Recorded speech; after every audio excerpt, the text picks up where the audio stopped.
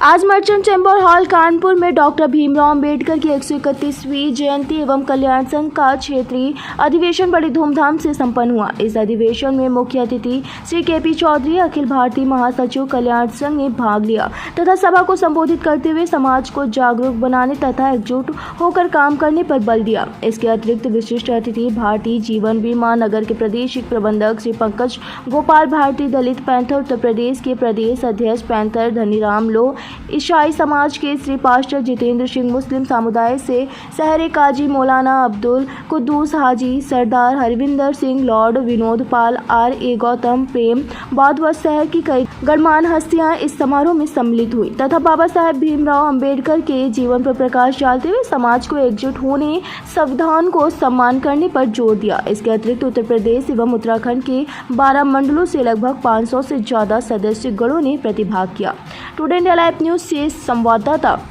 पंकज अवस्थी की खास रिपोर्ट।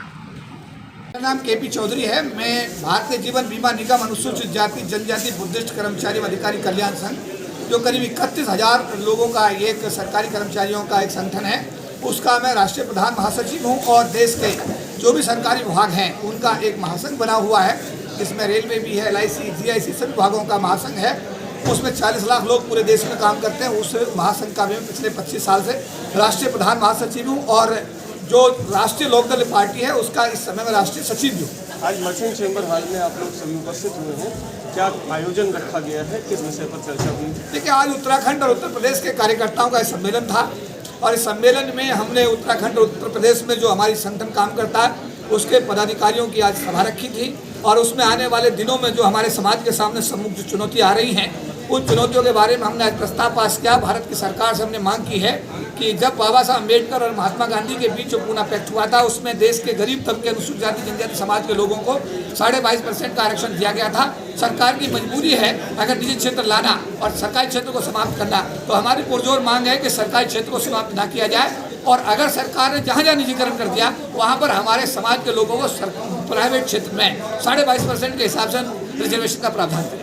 आज 131वीं जयंती आप मना रहे हैं बाबा भीमराव अम्बेडकर जी की, इस विषय पर समाज से क्या कहना चाहिए? समाज से मैं ये कहना चाहूँगा कि बाबा साहब अम्बेडकर के दिए आरक्षण का लाभ हमारे समाज के लोगों ने उठाया, लेकिन बाबा साहब अम्बेडकर ने जो अपनी पीड़ा बताई थी कि हिंदू धर्म में पैदा होना मेरे बस में नहीं था, लेकिन हिंदू रहकर मैं मरूंगा नहीं, और उसके बाद उन्होंने वो भारत में जन्मे बौद्ध धर्म को स्वीकार करके हमारे समाज के लोगों को ये धर्म दिया था। अब धर्म में जिस तरह का भेदभाव है, जिस तरह का जातिवाद है, जिस तरह का अन्याय अत्याचार है, उसमें हम लोगों को निर्णय लेना है कि हमें बाबा साहब अम्बेडकर के दिए आरक्षण का जो लाभ हमने लिया है, हम उनके बताए हुए बौद्ध धर्म को भी स्वीकार करने की दिशा में अपने समाज को आह्वान करते हैं। आज प्रदेश के मुख्यमंत्री का भी जन्मदिन है, क्या कहना चाहेंगे इस विषय? हम इस विषय इस मौके पर, क्योंकि वो हमारे प्रदेश के मुख्यमंत्री हैं, मुखिया हैं और हमारे बहुत ही सम्मानित जो है हमारे मतलब ये प्रदेश का रिप्रेजेंटेशन कर रहे हैं, तो इस मौके पर हम उनको अपनी सद्भावना देते हैं, उनके उत्तम स्वास्थ्य की कामना करते हैं और उम्मीद करते हैं कि उनके नेतृत्व में उत्तर प्रदेश दूनी चौगुनी तरक्की करे और साथ साथ इस प्रदेश का जो अनुसूचित जाति जनजाति समाज है, हम उनसे इस मौके पर ये भी आशा करेंगे कि उनके समाज उस समाज के हकों को हितों को संरक्षित करने के लिए निश्चित रूप से पहल करेंगे।